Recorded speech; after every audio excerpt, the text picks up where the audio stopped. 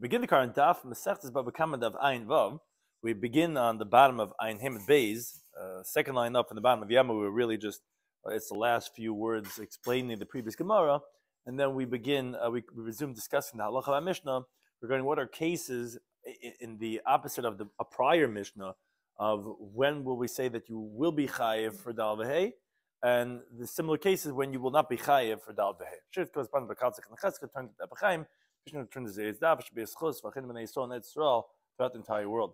So we're discussing today's daf are Ganav v'Hikdish. So what happens if someone stole, unlike the prior Mishnah which spoke about that you stole, then the Tvich Mechira, and then you Makdish? No, you stole, Makdish, and then do Tabach or Macha. So then the halacha is Mesham Teshumi Kefa. You pay Kefa because you stole, but you're not going to pay Dal V'Hei because whose animal you're slaughtering or selling is that of Hekdish, not of the person's. Now, the Gemara attempts to explain the end of the Mishnah quoted Rabbi Shimon's opinion of Kachim Shechai B'Chiyus and Chayiv. Shen Chai B'Chiyus and Pater. The Gemara is going to try to understand what case is this going on. It seems like it's going on the last case, but that seemingly wouldn't make sense, as the Gemara is going to explain. Additionally, some of the important terms of concept in today's Rabbi Shimon's opinion of Shechita Shein Erui Lo Shmashchita, that as we've quoted previously in this Masechta, that if it's a slaughtering that is not appropriate, meaning it's not permitting, it's not considered, it's not qualified halachically as a shechita. Concept of kol anything that's ready to be sprayed, it's as if it was already sprayed. Anything that's ready to be redeemed is like it's redeemed. And in Rishimon's opinion of Isurya Hana, something that's forbidden to have benefit, doesn't have food items, although it's a food, and the food can become Mikabel Tumah. If it's Isurya Hana, if something forbidden to have benefit, it does not have the halacha of Tumah Seichel. So we begin the card Daf. We first finish up the last few words from the previous Daf. Daf Ayin Hemad Beis, and the last second to the bottom line, Amar. We had quoted Sumchis, who he was saying we had very complex Gemara that we were discussing, and Sumchis had said, in the case where the witness is telling him that you stole, and he said, yes, I stole actually, but it's not like the way you guys are saying, because actually he brought Edom Zayman to be Mazim of that first pair of witnesses. So the halacha, he said, was Hey Meshalman Tashlumi Kefil. They, the first pair of witnesses, are going to have to pay the Kefil because there was Hazama done on them. But that's not that. We don't want to get too complex into what we said yesterday. The main thing we want to have is, it sounded like that the first pair of witnesses have to pay the principal with the doubling, which is the first two. And then we said, oh, he will pay the remaining three or two because ultimately he's going to be liable, and that was the Gemara's discussion on the previous daf.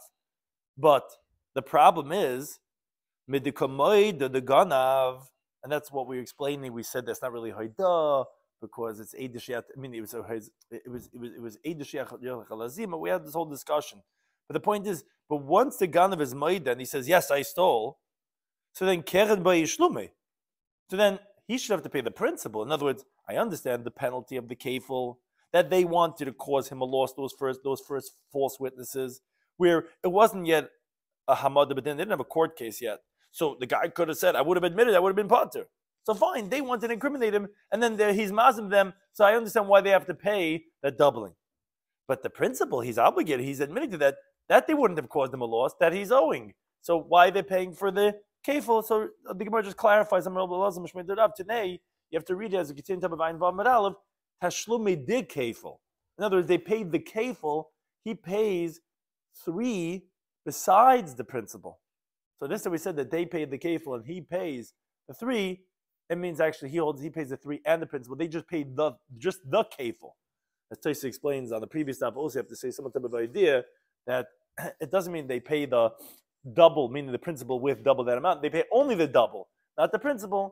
And that's just, again, the clarification of what was said. Now, we continue with what was said in our previous Mishnah. Moving on to the next case, the inverse of previous Mishnah.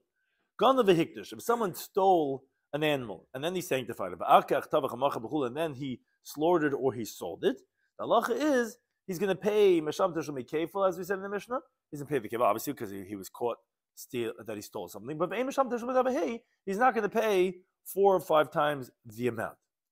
So the Gemara wonders on this. Meaning the simple understanding is because obviously when he's slaughtering and we're selling it, it's that of hektish, and one doesn't pay the knosses to hektish. But says the Gemara, I mean, they say bishul matvichel mechayev. I understand for the slaughtering you're not going to be chayev because the chikotavach, when you're slaughtering the hektish kotavach, you're slaughtering that which belongs to hektish, as Rashi clarifies, because we must be talking about that it was after the original owners were mayayish to the give up hope. Because before Yish, and as the Gemara established written of Samachas and Beis, you cannot be Mekadesh anything. Now, so if we're saying that Gona v'Hikdish, obviously the original owner was Miyayish. So then if that's the case, Hekdish acquires it with Yiyush, with the original owner giving up, and Shin Rishus, that it changes from from Hedyet to Hekdish. So if that's the case, V'lav Demachik Katabach. So he's not slaughtering, so to speak, the owner's animal, because it's already hektishes. Fine. I understand that part. But says the Gemara, Ela ha-hektish lichayev. The act of being maktish something itself should make you liable. The Gemara explains interestingly. Mali machal hedya. What's the difference selling to a regular person? Mali machroi l'shamayim, selling it to heaven. Because actually the halacha is matana, Taisus previously said, is the same thing as mechira, so it doesn't make a difference. The point is transitioning to another person's domain. So the act of hektish itself is the mechira. So why are you not chayiv on that? Dalad v'hei. Says the Gemara, good question. But how many? Who is it going like Rabbi Shimon? The time of our Mishnah, Rabbi Shimon that he says, when there are karbanis that you're responsible for, it is still in the possession of the original owner. So explains Rashi. For example, let's say someone says, Hare olai oila. Olai is a neder, is a taking responsibility. And then he separates this stolen animal for his neder. That's what we're saying. We're saying gana v'hiktish. He was maktish. But what was he maktish? He was maktish in a way that he's chayiv b'achar yusam, like Reb Shimon. Oh, so since he's chayiv in responsibility, so this animal is a dava hagoyrim lamammon. Because if something would happen to it, then he would have to insure it. He would have to pay for it. So that's kimam and dummy. And therefore, again, it's a lumdis over here. So it's not like a sale. Now, Rashi has to clarify. It's because you really have to get two sides over here. You're not considering it like a mechira for the dal v'hei when you're makdish it, because you're still responsible. So it's still like in some way yours. But regarding tavicha, because we said, what happens if you've gone off the hikdish, and then you slaughter it? So wait a second. Now we're really running into the problem, what we just said. You told me the act of hektish is not a mechira because it's still in his possession because he's chayv b'achrayis. So then when you do the tvicha, then it's not Rishus hektish, then it is in your Rishus, then you should be chayv on the tvicha. Unlike what the Gemara just opened up with saying. Says Rashi, no. Because although it's in the Rishus of the Ganav, because if it gets lost, he's chayv for responsibility for hektish, still the title hektish took effect on the animal to remove it from the original owner at least. So it's not the owners that you're slaughtering. So therefore, that's why you'll be pater on the tzvicha, and also you'll be pater on your act of being hektish for its consideration as a mechira. The problem, however, says the Gemara, this is not a good answer, because Hadam is Sefer Reb Shimon in our own Mishnah, as we're going to quote shortly, halfway through the Amid, Reb Shimon Omer, he said a different statement, not like the Tanna Kama. So obviously have a racial Reb Shimon. You're trying to explain this whole halacha of Gana Higdash specifically according to the Shitas Reb Shimon, but you can't, because Reb Shimon is not the Tanna of our Mishnah, because at the end of the Mishnah he says his own thing. Obviously he's not the Tanna of the Mishnah. So it says the Gemara, okay, Elohacha my skin, what are we talking about over here? What do you have to say? Is Bekachim Kalam. You're right. When we say in this case of the Mishnah of Gana Higdash, is that you makdish, let's say, like a shlamim. Well, Libid Rabbi Yisrael is going like Rabbi Yisrael. So Kabir basically just can't be Rabbi Shimon. Rabbi Shimon is a time that in the Mishnah. The Amad that Rabbi Yisrael says in the first parak on Avid Beis and Beis, Kachim Kalim, lighter level Kachim like shlamim and Taida, Mamam Bailamhu. It's the owner's money. And it's in his possession. So that's why it's not quote unquote a mechira, because it's still in your possession. Now, again, you have to say the same shmuz, says Rashi.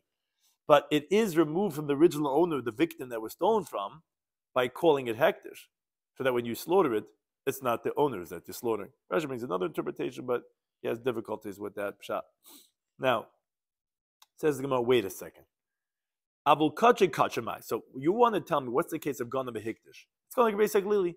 Who holds that? Oh, because it's moment bailim, because it's kachim kalim, so that's why the act of hektish is not a mechira. Oh, but if it's kachim, what would the halacha be? Oh, then it's out of your domain. Then then you would pay for the act of, so to speak, selling to hektish by being makdish. You would pay 4 or 5 times the amount. Problem is, at the Tani Reisha, then when the prior Mishnah, Naf Einam at Aleph, which was saying the cases that you are going to be chayiv, it said, Ganav b'tavach, v'achkach hektish, if you stole, then slaughtered, and then were makdish. Oh, then we said, Mesham teshum edabahei. You're gonna have to pay 4 or 5 times the amount, because when you did the Geneva and the Tvicha, it was still the original owners. Being makdish afterwards is not going to undo that.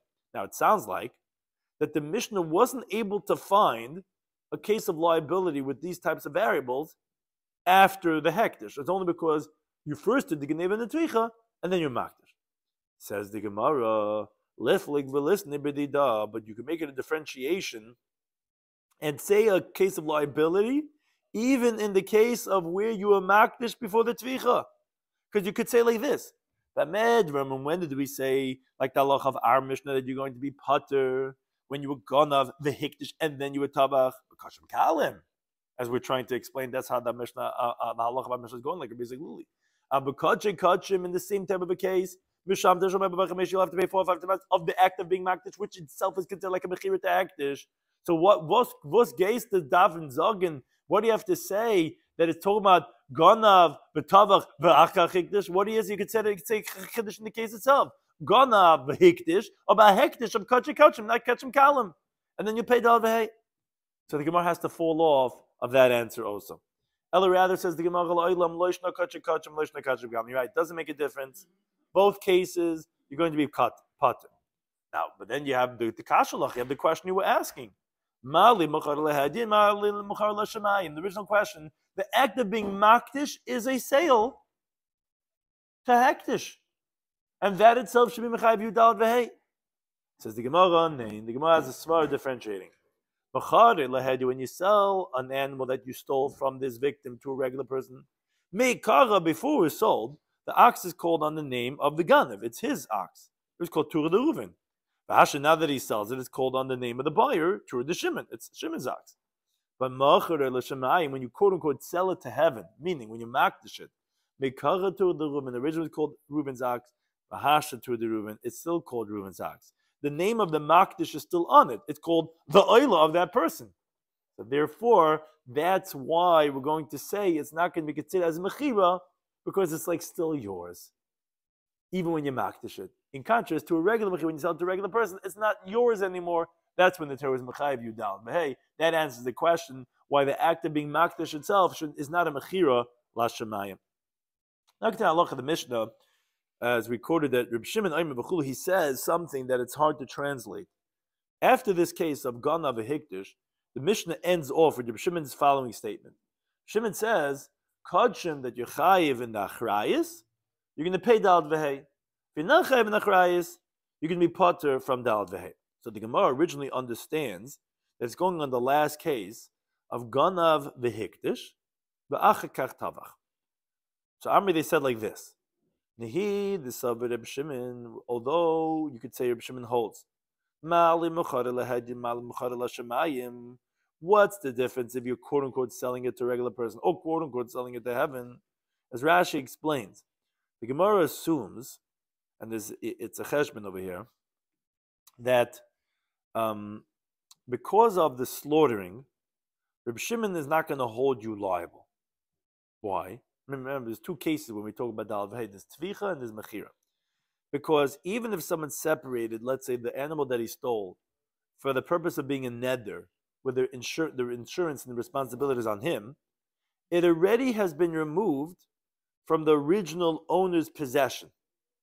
Because once you makdish it, it's hektish's. Now, you're maybe a shomer for hektish, but its hektish is already, and therefore the Gemara assumes clearly that Reb Shimon can't be saying that you should be chayiv dal v'hei for the slaughtering, because when you're slaughtering it, it's not the owners. So that's out of the question. So don't start telling me if you're chayiv b'chrais, it's one way, if you're not chayiv b'chrais, another way. The moment you makdish it, it's not the original owners. You can't be chayiv for the tevicha of the original owner's animal. Rather, what the Gemara is assuming is, if we're going back on the case that was just mentioned in the Mishnah of Gana v'hikdish v'achkach tavach ha'macha, Reb Shimon's going to say that you could be chayiv dal v'hei for the moment of being makdish it, which is quote unquote, like we said, a mechira to hektish.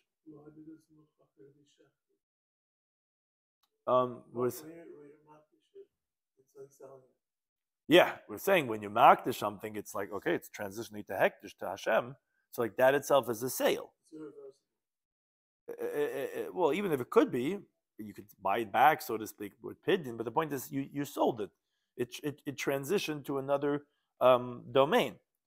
But the problem is, if you're going to tell me that you're right, being makdish is like a sale, unlike what the Tana Kama said, what we just finished discussing, and Reb Shimon's disagreeing with that principle, and if you think that's what Reb Shimon is going on, well, that doesn't make sense. He should say the exact opposite. The case that he says that you're going to be chayiv, he quotes, that's actually the opposite. If the Ganiv made a neder, which he's responsible for what happens to that carbon, actually that type of hektar should be potter. Why? Because that katila nafik meshuse. Because it didn't leave his possession, because he's still he's still responsible for it. So that should be the case that it's not a mechira. And again, as Rashi points out, the tficha b'shur not can be chayiv, because it was already left to the domain of the original person when you were makdish it. But for the act of being makdish it, that's not a mechira. And to the contrary, if it's kachim that you're not responsible for, then you should be chayiv for the moment of being makdish, because that is a mechira, because the mapik l'meshutz, it leaves the possession, because it has nothing to do with me anymore. I don't have any achrayas.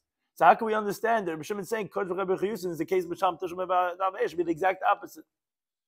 So Amri, they said, no, you're right. Rabbi Shimon is not going on this last halacha of the Tanna Kama. He's not even going on our Mishnah.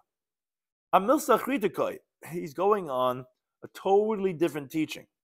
So like Rashi explains, says, where the Ganev was makdish something, whether a neder that you have a chrayis, whether in the dub you don't have a chrayis, Rabbi Shimon does not hold that the Ganev is going to be chay for dal v'hei. Not for the moment of being makdish, because again, it doesn't have his name on it, like the nadav of that person, and it's not for the slaughtering because it was already removed from. Meaning, the reason why he's not chay for hektish is because we said it's still his carbon. It's no matter if it's a neder or a nadav, and not for the tficha because it left the original owner's possession. So he agrees to Tanna Kama that you're not going to be chayiv dal v'hei, not for the makdish and not for the tficha. But if someone steals hektish that the original owner was makdish, not the way we were saying, like in regards to the ganav being makdish, he stole a carbon from someone else. Since the original owner is chayiv b'achrayis, when this ganav is going to slaughter it, he's slaughtering the marek hatavach. He's slaughtering the original owners. Why? Because since the original owner he's responsible for what happens. It's a davar grem lamamen. So even though it was hektish, it's still his. It's actually going in a mission of samach beis and beis. That's what Reb Shimon is referring to. The mission said over there, if someone steals from someone else who stole, you don't pay dal v'hei if you sell it or slaughter it. The Tanna Kama holds if you steal hektish from the owner's house, Yosapata, my timer. What's the reason? Tanna Kama holds because begunav mebeis ish. It says in the Torah, if you steal from the house of the person, but v'lo mebeis hektish, not from the house of hektish, and this is already a carbon, so you're not going to be chayiv. On that, Rabbi Shimon Oimer, he says, no, it depends. Why? If it's a carbon, that the owner of that carbon is responsible if anything happens to it, he has to compensate and you bring a new one. Chayiv, if you steal from such a person, that hektish, you are going to be responsible. My time, what's the reason? Because that we do call that stealing from the house of the person. Because since it's a dava gerim lamamin, because he has a chrai, he's taking responsibility for it. That's kamamadam. It's like his. That's what Rabbi Shimon is referring to in our Mishnah.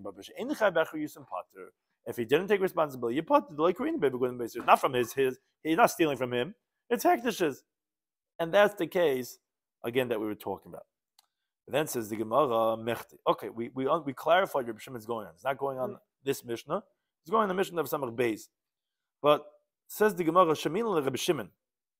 Remember, this is Rabbi Shimon that we're discussing, and Rabbi Shimon said in the prior Mishnah of Einim and Aleph, he said that there were two cases that you can be potter for the tvicha. One of them was slaughtering a treifa animal. Why? Why you potter? You stole and you slaughtered. Because the Amma he holds shchita sheneru yelish mashchita. Slaughtering something that's not fit is not going to be considered as a shchita. So says the Gemara, Kodshim Nami. Remember, he's stealing a carbon. That's a slaughtering that's not fit because Kodshim that is slaughtered out of the Azara, apostle. So what's the reason, Rabbi Shimon, that he's saying? That it was Kodshim, that the original victim had a carbon that he had taken responsibility on. That if you steal from him, you're going to be chayiv. That sounds like that if you stole Kodshim and you slaughtered, you can be chayiv tashum dal v'hei. But that's not possible. Because where are you slaughtering this? Out of Azara. That's a shchita she'ein ruya. It doesn't permit the animal to be eaten. What if it stops and he just stole it and he took it out of his What? What if we stop at the point where he stole it from that dish, he took it out of his he's chayiv there? No, it's the hektish. No, hektish you're not chayiv for. It's only when you steal from a person, and we're saying that if the person took responsibility, you want to know why. Why can't you say that? That original person can't check if or his original intended carbon, the guy still stole it, and he should be chayiv. Right. The thing is, when you steal from hektish, you're potter. When you steal from a person, you're chayiv. But again, it's he's taking away from that person. Right. So we're saying that you can be chayiv. The problem is that what's with the shchita? The shchita that you're doing. Let's just say the guy just likes the shepsula. He wanted to keep it for himself as a prized possession. Right. But I'm saying, but when you slaughter it, where are you slaughtering it? I'm saying it never gets to that. No, we're talking about dal v'hei over here. We're talking about the halacha of. Yeah, well, he steals it. But that's not dal v'hei. Dal v'hei is when you either sell it after that. Right, but that's something else. You'll be chayiv kefil over that for stealing from the guy. But then dalad v'hei, how are you being chayiv dalad v'hei? You could either sell it or you slaughter it. This animal that you're slaughtering now, that you stole, where you slaughtering it out of the azara, that's a shchita she'ein ruya. If Shimon holds when you're doing a slaughtering that doesn't permit the animal to be eaten, it's not even considered as a shchita to be chayiv for dalad v'hei. And if that's the case, so how could you be chayiv? Well, Tais has interesting cases, what you could have done, what you could do, but the point is, it's a simple understanding. You're slaughtering it out of the azara, and then it's not permitting it, so therefore it's not even a shchita to be chayiv dal v'hei for. So the Gemara says, "Keser Rab Dimi Amar Rabbi Yechanan." He says, "B'shechet tamimim mebifnim l'shem ba'alim." You're right. The guy who stole it, he brought the shepsula, he brought the carbon to the azara, and he slaughters it for the original owner. So it is kosher. It's a good shchita. So that's similar to the Gemara's question.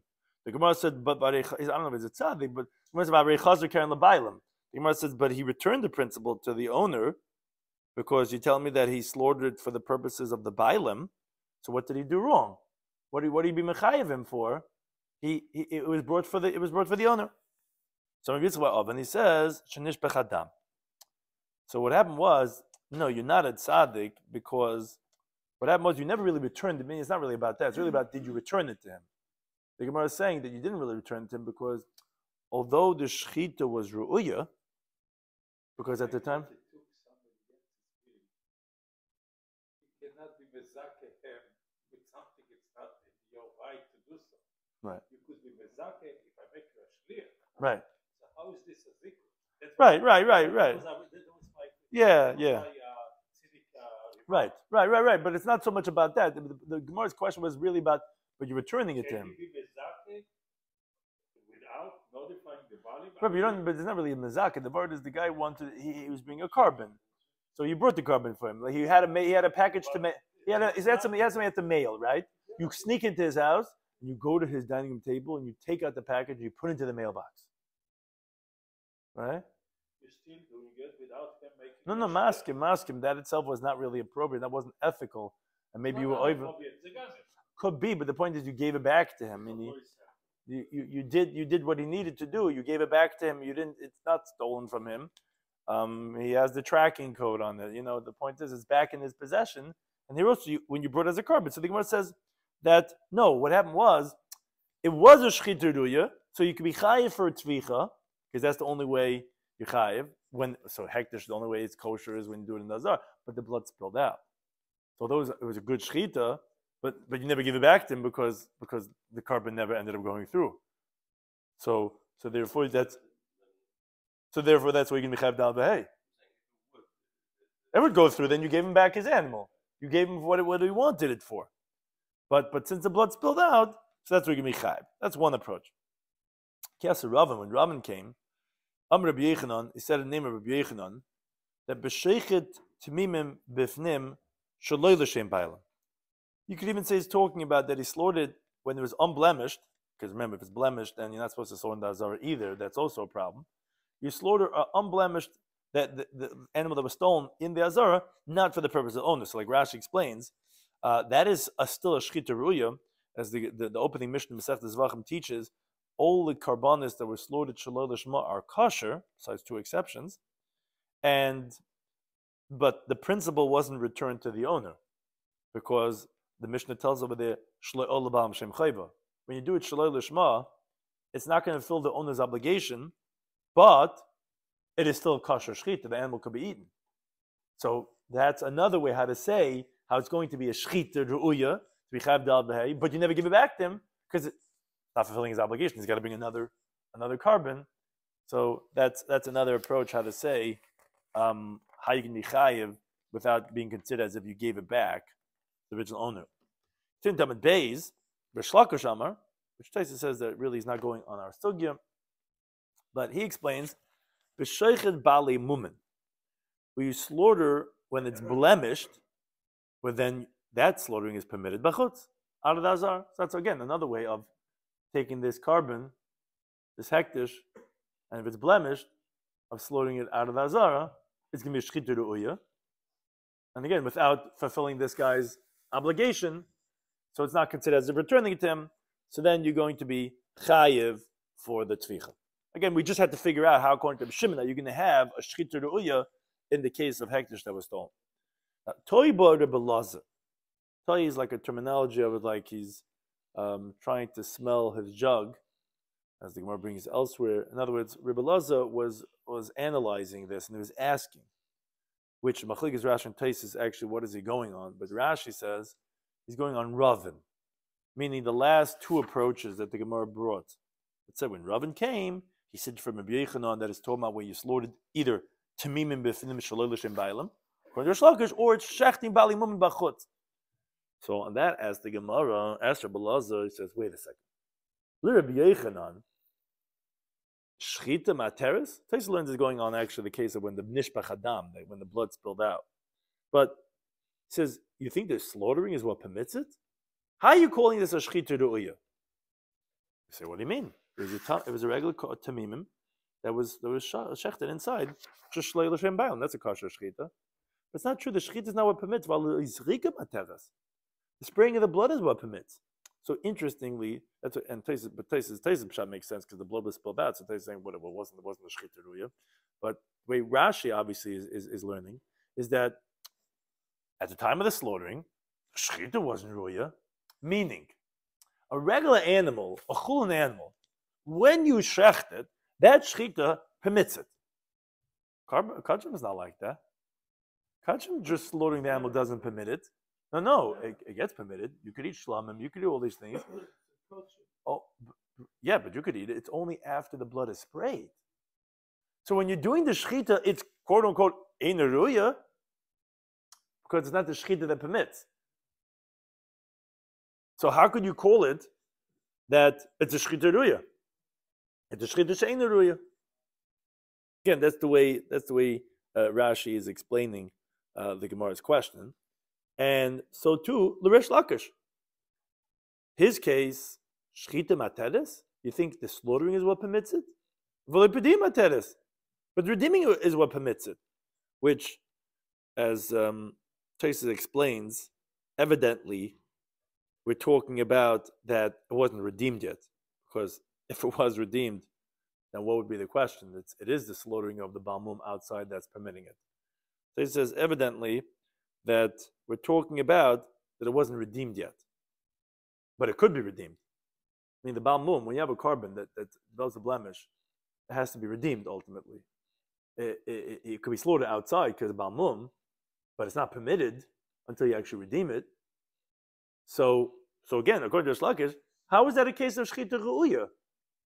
But problem is, it's not the slaughtering that permits it. It's the redemption, it's redeeming it that permits it. Until it's redeemed, it's still hektish.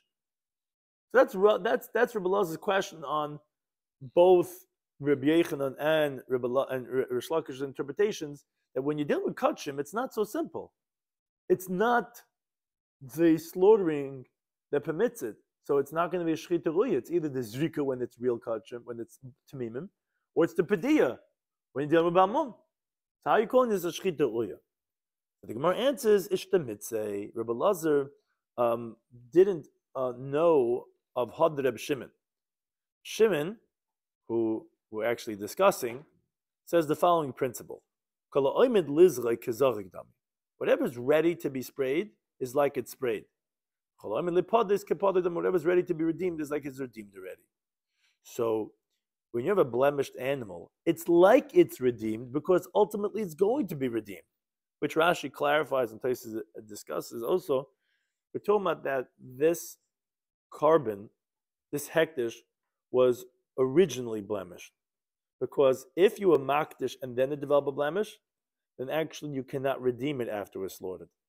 Because we have Reb Shimon ben Lakish, according to Reb Shimon, in the last sugya, Mesechtes Tmud of Lamed Beis Mabez, the kachim mizbeach are included in what's called hamada b'haracha. You have to evaluate it. It has to stand there and be evaluated. Once it's slaughtered, you can't stand. So that wouldn't be able to be redeemed after the slaughtering. But when it was originally blemished and then you were makdish the blemished animal, then he agrees that you could redeem it. So he's just qualifying importantly. We're talking about there was always a balmum, and then you could redeem it even afterwards, after it was slaughtered. Now, since it's oimidli padis, it's like it's padis already, as the Gemara explains. These two principles, which explain the teaching of Rabbi Yechanan and Rish Lakish, because since it's ready to be done, it's like it's done already, and therefore when you do the shechita, it is the shechita ruya because it is permitting it. The time like in the Brisa, Shimon he says, yesh noiser. There are cases of when the carbon is left over its designated time that it's allowed to be before it's consumed. There are certain types of noiser, of leftover carbonas, that will have tumah of food items. There are certain types of leftover carbonas that will not have the tumah of food items, which is Rashi explains. Reb Shimon holds isuri hana, things that are forbidden to have benefit, do not have the tumah of eichlin. Why? He learns that from the pasuk in the Torah that says, when it talks about food items having tumah, it says mikala eichel asher eichel, from any food item that will be eaten. What does that mean? Meaning only a food item that could be eaten by others, whether Jew or non-Jew, is called a food item. As the Gemara says in the first parak of Becharis, Daf Testament base. In contrast, if it's a surana, no one could eat it, you know, not benefit, then it doesn't have the tumah of eichel. Now, but if it had a moment of permissibility from when it was slaughtered, then it has already the halacha of that it can be makabel tumah. So even though subsequently it becomes aser, because nicer, you don't have enough, you have to burn it, but already was makabel tumah from beforehand, so then it will have tumah zeichel, as the Brisa explains. Ketzad. What are the two cases? So lon lefnei zrika, If it was left overnight, which means it was over the time that it was allowed to, meaning we're talking about kachim that become puzzle if it's left over one night, for example, a carbon taida or kachim. So if the blood wasn't sprayed, so it was never permitted to be eaten, because kachim are only permitted to be eaten when the blood is sprayed. So if it was left overnight before the blood was sprayed, okay, it's not going to be tuma food items because it was never nitur la'achila, and isurei hana doesn't have tumas eichlin. But la'achar zrika, if it was left overnight after the blood was sprayed, v'tama tumas eichlin, then it's going to have the tuma of food items. Now, the Kaimalan says the Gemara explains in Perkam Menachas Vanasachim, my lefnei zrika, what does it mean before the blood was sprayed? And this is important because this is the concept we want to say of kala oimid li zarik is kizarik dami. What does it mean before it's sprayed? It doesn't mean before it's actually sprayed. It means koidim shenira lezrika. Before that, it even had an opportunity to be sprayed, meaning there wasn't enough time in the day that it couldn't even be sprayed that day, even if you wanted to. So you cannot say that it was kizarik dami to make it into a food item. What does it mean that it was left overnight after spraying? It doesn't mean after it was actually sprayed. It means that after it was able to be sprayed. Then, even if it was just able to be sprayed, it's going to have tumas eichlin. So the Gemara explains, what does it mean? How is that possible? How is it ever possible that you shechted a carbon and it was left overnight before it was able to be sprayed? Says the Gemara, yeah, there was not enough time in the day to spray the blood because the shecht is samach l'shkei. It was slaughtered right before sunset. And therefore, that's the case for Einam Tam Tumas Eichel because it never had a moment of permissibility. But what's the case if after it was able to be sprayed, it was left overnight? That was choice. But there was enough time in the day that you could have sprayed it. Then then it's going to have Tumas Eichel. Says the Gemara, so we see whatever's even just able to be sprayed is kazach. It's like it's sprayed, and therefore Rabbi Yochanan makes sense. Because Rabbi Yochanan was saying sheichet tamimim b'fnim shaloi l'shem bailim. We wanted to know, but wait a second, the shechita is not permitting it. The zrikas adam is permitting it. So when you did the shechita, that was a shechita shein ruya. No, it is ruya because since you could spray, it's as if it is sprayed, and therefore it's already a kosher shechita. Now the other principle to answer Rish Lakish, whatever is ready to be redeemed is like it's redeemed. The time like learned in the Brisa. Shimon he says is Getin Tab Ayin Zayin with Aleph. Yeah, that Shimon he says is that the meat, the skin, the flesh of the para, meaning the paraduma, the red heifer, and this big taisus is basically discussing the laws of tumah. It's why do we have to explain the halacha of tumas eichlin should have tumah anyways because of itself that we know matama adam bugadim. We know the halacha paraduma is matami. Taisus discusses regarding the laws of tumah, what will create tumah, but for the objective that we're discussing, the Brisa said, the Shimon says that the meat of the paraduma is metama tumas eichlin. He's going to have tumah of food items. Why? There was an opportune time that you could have eaten the paraduma. When you slaughter it, which is part of the process, at that moment it has the halacha of a food item, as we continue to Amid Beis. V'amar Rish Lakish, I'm not doing two, don't worry, the ending right here, but it just goes.